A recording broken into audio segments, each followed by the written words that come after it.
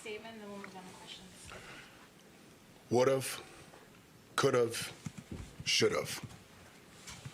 Would've, could've, should've. We gave them 23 points off our turnovers. You know, I talk to our men all the time, and I just left the locker room, and I talk to them about little things during the course of the game. You know, and in today's world, the kids with the my bads caught up to us today, because to a man, to a coach, me, we had a my bad during that game. I thought we played hard. We didn't have intelligence playing today of know-how. It's the second time we've played them in less than a month. And again, very good. Give them a lot of credit. Caden Lewis comes home. I recruited him the first time I took the job here. He played his ass off. Give him credit. We did not do what we were supposed to do from a scouting standpoint, from an execution standpoint. We did not execute our way into victory. We tried to play our way into victory. When you play against, that's a tournament team for sure.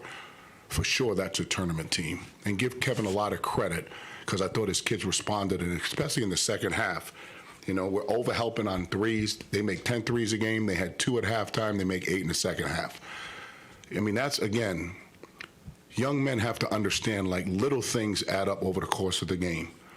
Little things. Just falling on the floor, coming out of a timeout, throwing the thing out of bounds, jumping in the air, not playing off of 2 feet. That's what drives coaches crazy.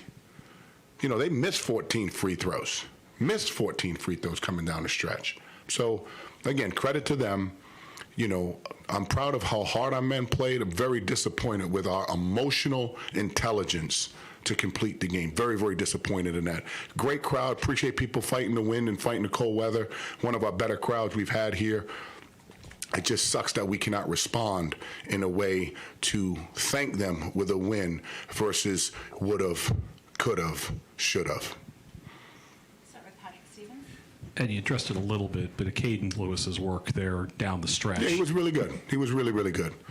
You know, he had a couple of floaters, and then the 2 threes, you know, especially the last one was really the game winner. I think it went from 4 to 7, I believe, right, or 5 to 8, whatever it was. I mean, it shouldn't have got to that point with that, given, you know, when we turned the ball over and they got 23 points off turnover. 23. That's a big number in our game. Huge number in our game. With our primary ball handlers turning the effing thing over. Come on, man. Was there a point there in the second half, and I know you called the one quick timeout there, I think right after the under 12, where you felt that sort of slipping away? Yeah, a little bit, but I thought we responded. We got it right to 1 point, right to 1 point, and then we, you know, I think there was a timeout called, and I believe KJ Lewis had an and one, right? It was 70 to 69, and then we fouled a 3-point shooter on just know-how. That was another my bad. You know what I mean? If we were paid for my bads, all of us in here would be billionaires. Hey, Coach, down the stretch there, you had a couple of possessions where you took some contested threes. Mm-hmm. Did you still feel like you could have gotten a couple of quick twos and extended this game out? We tried to. The command was coming from the bench to get to the basket. You know, players sought or did try to do something different. That was, you know, whether it was communication, but that was something that we practiced and something that we wanted to do. We just didn't execute on the draw and kick. You know, they did get in the paint and just didn't finish at the rim. They kicked out, but that's something that we definitely wanted to do. And you, just to get this clear, you felt like the 3-pointers that they made in the second half, there was more of over-helping that opened up. Absolutely, 110. Now, again, Caden's last 2 shots were those were hard shots, under 5 seconds on the shot clock, right? Again, when you make the shots that he made coming down the stretch, the basket looked like an ocean. So he got very, very comfortable in that. And give them credit. They played well. They played really well in the second half. What made Duke Brennan so tough to deal with in that first half where he really made an impact? You know, I think he is an established big, older. You know, when you look at older, been around, I think he's one of the best bigs in our league, and that no one talks about him. He's a double-double machine. Every game he does what he does. Short roll, offensive rebound, gets to the free throw line, anchors their defense. He's able to stand your guys up a lot, right? So physically, he's definitely one of the better bigs in our league, production-wise and rebounding-wise defensively. At UConn, they were physical. It felt like Villanova at the points, and your reaction overly physical today? Did it feel to you that your guys got thrown off by Villanova, how physical they were? No, we were prepared for that. That's something at the first game, if you would have asked me that in the first game we played them, I would agree with you. I thought we matched their physicality, you know. Today's game, again, I can't say it enough, came down to emotional intelligence. Just follow what we ask you to do and do it. Okay? I'm not saying we want to be right. All we're trying to do is win. And I didn't think we followed that for 40 minutes. Coach, a couple of weeks ago, you were talking a little bit about how almost was kind of a key word for how you guys were trying to get over the hump here. Got a little bit of a run the last couple games. It's kind of what is it going to take to kind of, use all the positives that you had for those 4 games to be able to finish the season out as strong as possible? I think that's a fair question. Continue to coach our guys up on the little things, because today all the little things beat us. Little things beat us today, not the bigger picture, not the physicality, not our shot selection.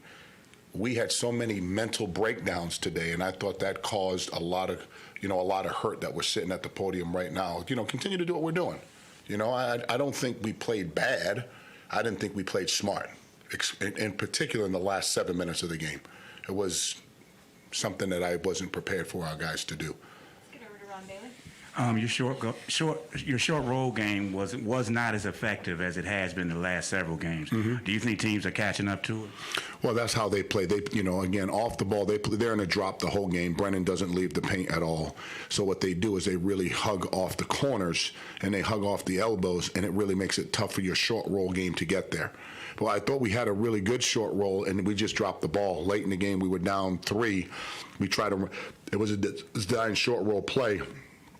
We just dropped the ball. I mean, the second time we ran it, he dunked the ball. So, there you got to pick your point in time on angles of the floor where you can get that, where you don't have all their help. But when the ball's in the middle of the floor, they really do a good job packing it in. Caden hit 3-4 down the stretch or whatever. What was the defensive call on him when they're almost in 1-4 almost?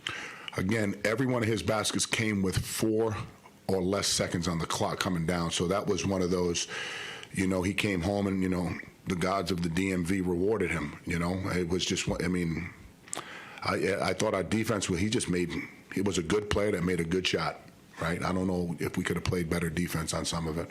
Let's go right here to Nate, and then we'll go to Gideon. Coach, Julius played under 12 minutes today. Was that just easing him back in after missing 2 games? Yeah, again, he's been out. He's, was dealing with an injury.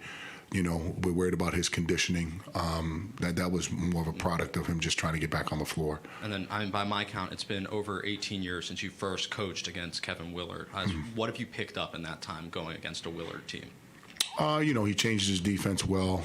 He's systematic. He wants to get his best players the ball, 3-point shooters the ball screen centric. Very close to Kevin. We've coached a Pan American team together, so we kind of know each other's philosophy from an offense and defensive standpoint.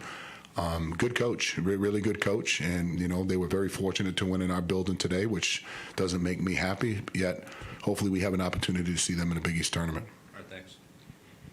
Coach, you went zone late in this one on a couple of key defensive possessions. What were you seeing there, and do you feel like it took away what you were hoping to? Well, until we fouled, absolutely.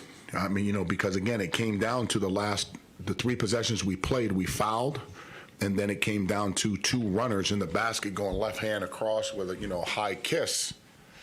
It's a tough 2. Anytime you can get people to take tough 2s, those are really hard to make over a 40-minute time. I thought it was a good call, but I thought the player was better than the defense in those positions. And then the 3 was, I just was asinine. That was, that we had that foul there. It really bothered me. Coach, in terms of 3-point shooting in the second half, what's your message to your guys? Just keep shooting, or try to make some adjustments from there? Play the right way, make the right play. If that's the way, if that was the shot that was available, we want them to do that. You never want to take away confidence if it's a high-level shot, 10-toe shot from the perimeter. It's the contested shots that you want to try to get rid of. If 2 are playing you, somebody's open somewhere, you got to find the open guy. So it wasn't a matter of, coming down the stretch, I think we took 7 threes in the last probably minute and a half, 2 minutes of the game. So the numbers kind of skewed a little bit, right? But I thought we could have went to the basket. With Mook was talking about, I thought we could have gone to the basket to get a quick 2 to try to extend the game. Go right here to Musa. Hey, Coach. In games like this, you see guys who can thrive under pressure. Do you think that ability to thrive under pressure is coachable, or is that something you just look for in guys you recruit?